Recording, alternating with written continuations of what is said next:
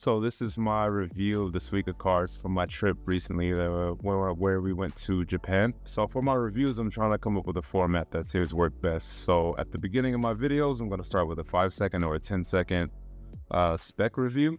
So I guess in this case, we'll actually show where the Suica card is accepted. I mean, primarily if you're going to be going to Japan and you're going to be staying in Tokyo, it's going to be accepted generally everywhere. But let's start now. So let's start with the 5 or 10-second runoff.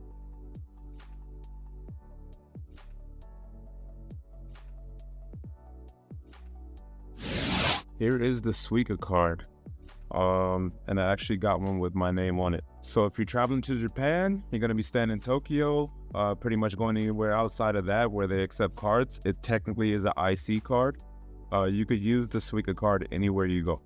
That's what's nice about it. But the nicest thing about it is adding it to an app on your phone, which I'll actually link and kind of show a video. So what's great about it is when you're walking up to the train gate to get into the trains in Japan, all you have to do is tap your phone, or in this case, you can just pull out your Suica card and just tap it, and you can walk right through. When you're walking up to machines, going into convenience stores, a lot of foreigners are going to be spending a lot of time in Lawson or 7-Eleven. You could just tap your card, kind of let them know it's an IC card, or in this case, usually a Suica card when you're in Tokyo, and it'll just work immediately. Sometimes when they do the IC card, which is why it's best to kind of show them what card you're going to use, then they'll know to set it up for Suica, and then you can just tap and pay. That's what's really great about it. And then having it on your phone is even better. You just take out your phone and tap it. You're going to be walking around in Tokyo a lot anyway, so you're going to be using your phone. You're going to be on Google more than likely, trying to figure out where you're going to go next, following your Google Maps, and it's telling you which trains to get on. But yeah, it's really nice to just be able to just take out your phone, tap, and then just keep walking. Same thing with the Suica card itself. You just take it out, tap, and keep walking. The next thing that's great about the Suica card is it's literally a card. You can fit it in your wallet. You can put it in your pocket.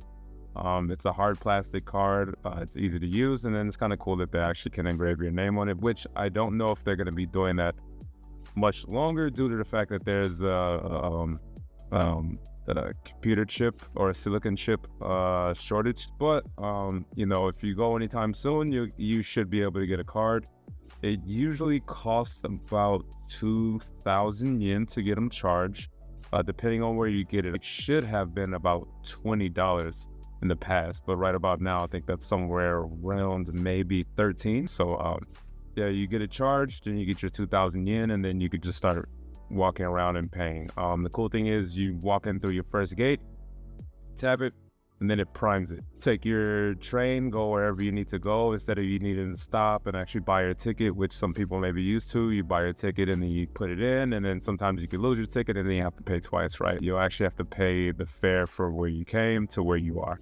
But once you get to your next gate, your exit gate, and you tap it again with your phone or the card itself, it'll actually subtract out the correct amount of yen that it needs for you to take that ride. The next great thing about it is they're pretty easy to find, and they're really easy to charge. Charging it specifically on your phone, specifically in Apple Pay, be clear about that, and Samsung Pay and Google Wallet don't allow it yet. It's not native, which I think hopefully they'll add it sometime soon. So I have to use it on my iPhone.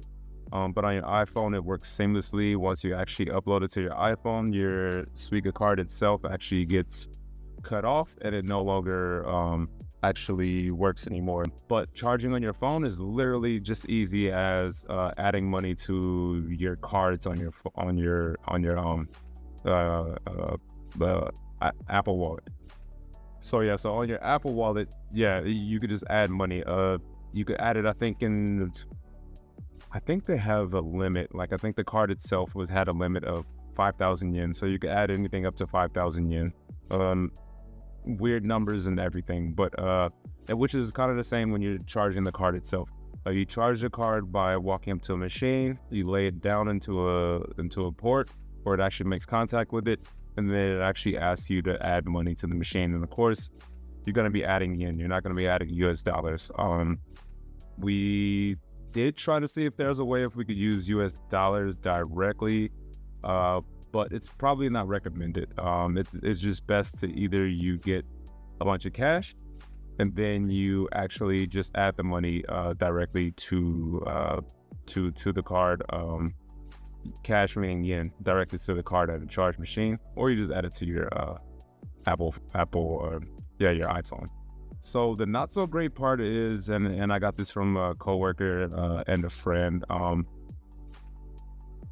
you kind of spend it up really, really fast. And then if you get into a habit of just recharging it by a specific amount, then you're kind of losing count of how much money you're spending, right? So if you're spending about 20 or 2,000 yen every day, right, that's roughly about 20 or, $13, right? But if you're doing it multiple times throughout the day and you're just kind of on the go, you're just constantly going to be reloading that thing back up. And you might, instead of you spending, $60, you might actually spend $130. Or if you're gonna go travel outside, you're gonna go to Osaka, Kyoto, all the hot spots that a lot of people like to visit, you're gonna be limited in your use. That's the other thing that's a downside. But you still could use your personal cards and things like that that you have on your phone or even in your pocket. You could use your personal cards there, and then just choose to pay in US dollar, or not US dollar, but you would want to pay in yen because it'll still actually save you money. But that's the only thing I found that wasn't that great about the Suica card, was that,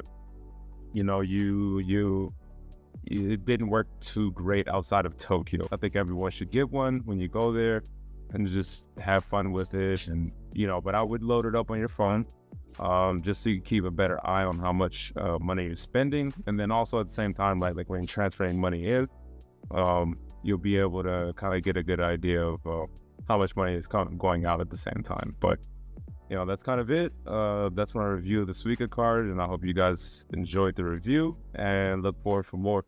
Thank you for joining TP Tech, and we'll talk to you soon.